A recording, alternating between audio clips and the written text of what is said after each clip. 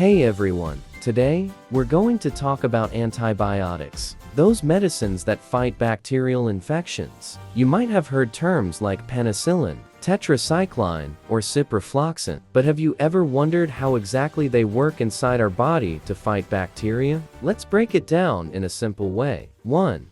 What are antibiotics? First, a quick recap. Antibiotics are drugs that kill bacteria or stop them from growing, but they don't work on viruses. So no, they won't cure a cold or flu. Think of antibiotics as specialized tools designed to target bacterial weaknesses. 2. The target zones of antibiotics. Bacteria have certain critical zones that are essential for their survival. Antibiotics target these zones, like hitting a video game boss at its weak points. There are 4 main targets. 1.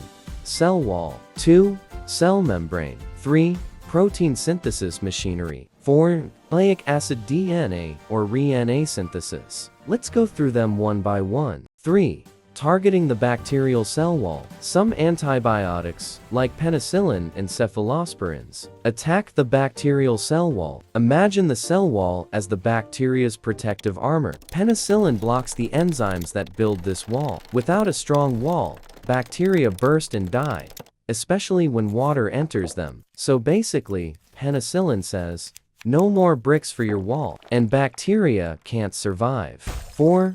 Targeting the cell membrane. Other antibiotics, like polymyxins, punch holes in the bacterial cell membrane. Think of the membrane as a water balloon. Polymyxins poke holes, so all the cell's contents leak out, and the bacteria die. It's a very direct attack, like popping a balloon from inside. 5. Blocking protein synthesis. Proteins are the machinery that bacteria need to grow, reproduce, and function. Antibiotics like tetracyclines, macrolides, and aminoglycosides hijack the bacterial ribosomes, which are like protein factories. Tetracyclines stop the delivery of raw materials. Macrolides stop the assembly line. Aminoglycosides cause faulty proteins to be made. No proteins, no bacterial growth, simple as that. 6. Interfering with DNA or RNA synthesis. Some antibiotics, like ciprofloxacin and rifampicin, target the bacteria's genetic material. They stop the DNA from replicating or RNA from transcribing, which means bacteria can't make new copies of themselves or vital proteins, and eventually,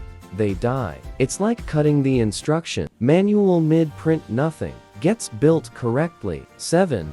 Bactericidal versus bacteriostatic. Quick tip. Antibiotics can either kill bacteria called bactericidal like penicillin, stop bacteria from growing called bacteriostatic like tetracycline. So some antibiotics kill directly, while others freeze bacterial growth until your immune system finishes the job. That's it. Now, you know how antibiotics fight bacteria by breaking walls, poking membranes, blocking protein factories, or messing up their DNA.